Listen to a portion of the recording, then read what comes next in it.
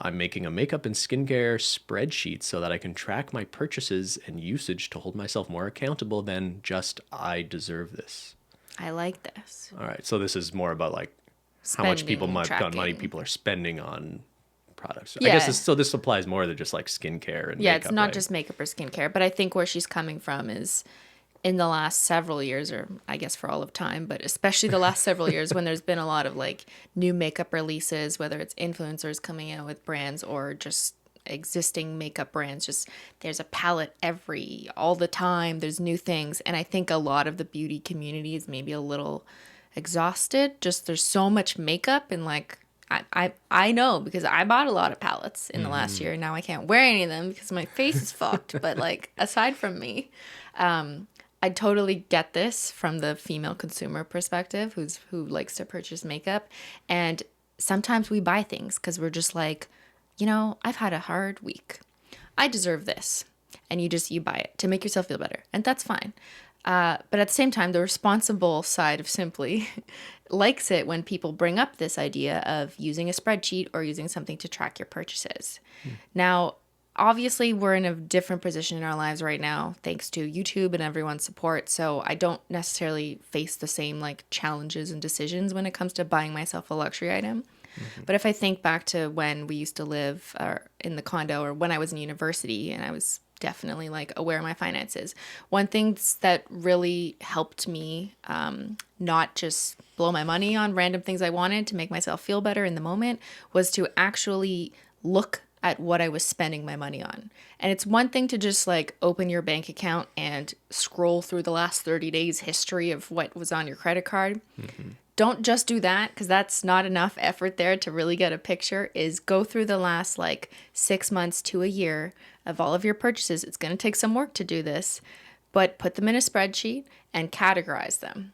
So maybe there's some living expenses, maybe there's groceries, and then there's like some fun items. Maybe you can categorize into makeup if you buy enough makeup or cosmetics for that.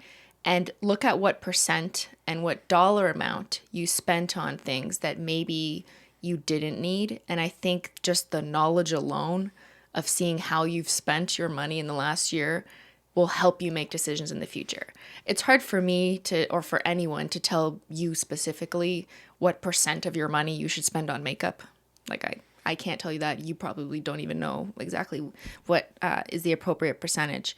But I think just learning how you've been spending your money can be a wake-up call for a lot of people who don't do this kind of annual review of their own finances and where they've invested their money. It puts you in a position where you can decide what an acceptable level or proportion Mm-hmm. of your expenses go to a certain place are. If you're just ignorant of it or don't think about how much you're spending on that thing, it's easy for things just to spiral out of Exactly. If control, you just right? forget, it's like if you put all your money on a Starbucks card and you don't remember it anymore. How much money because it's from the card. It's from the card. It's basically free, even though you loaded it. I remember when I used to get you Starbucks all the time, and it was kind of like a joke for videos that I would just leave and come back with, peppermint hot chocolate for you or a chai tea latte.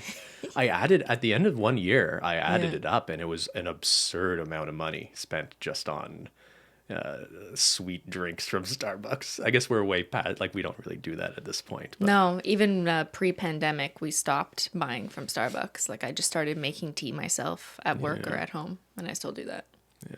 I think this is part of a broader trend too. Of like I've noticed like anti-haul videos or videos where people like are Good literally just point. disposing of their products Yeah. they don't use. I guess it's this sort of reversal. Like you're right. Like there was such a oversaturation of product launches, at least in like the beauty space. I think in the last few years, that there's definitely like a kind of counter trend at this point where people are just trying to decide what they can cut out and what they can throw out of their collection or donate or whatever, right?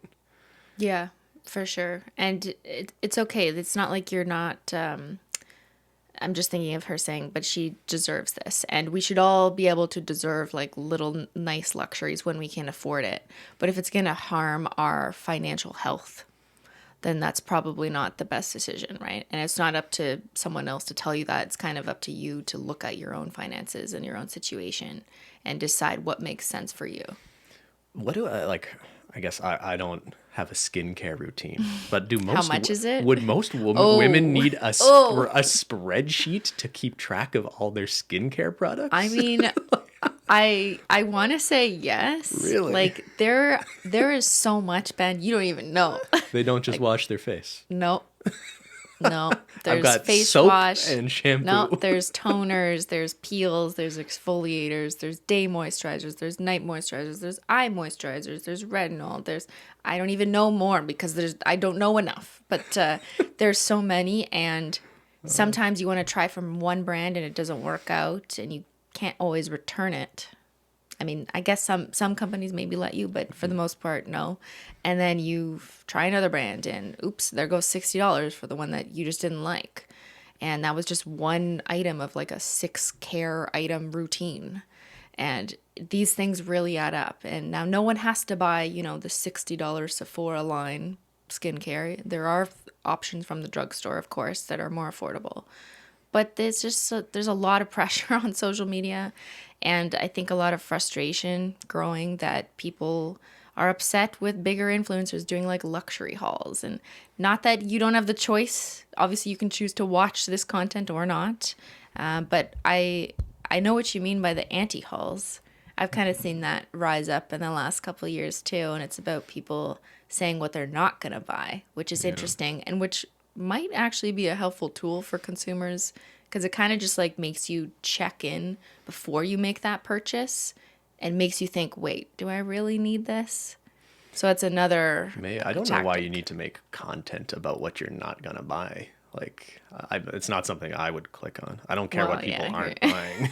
You know what I mean? I mean, I think a lot of young women do care what people they look up to say, I'm not going to buy this because I've researched it. I don't need this. I already have this. This is a dupe for this, which I own.